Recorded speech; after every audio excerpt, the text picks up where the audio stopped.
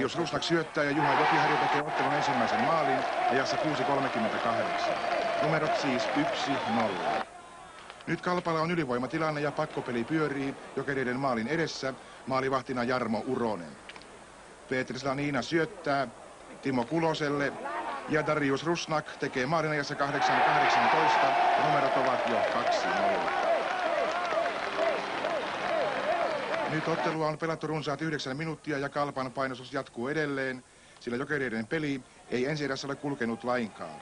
Juha Tuohimaa syöttää Jari Pulliaiselle ja Jouni Rinne tuikkaa kiekon maaliin. Numerot ovat jo 3-0 ja riemu on katossa täällä Kuopion jäähallissa.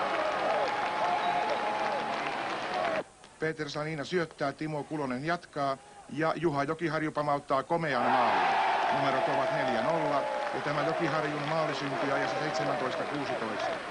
Ensimmäisen erän jälkeen Kalpa johtaa ottelua siis numeroin 4-0. Ja sitten toiseen erään. Jouni Rinne tekee numeroiksi jo 5-1, mutta tähän loppui Kalpan maalitehtailu.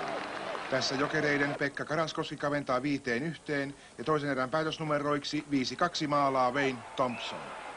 Kolmannessa erässä Jokerit tekivät vielä 2 maalia, joten Kalpa voitti ottelun lopulta numeroin 5-4.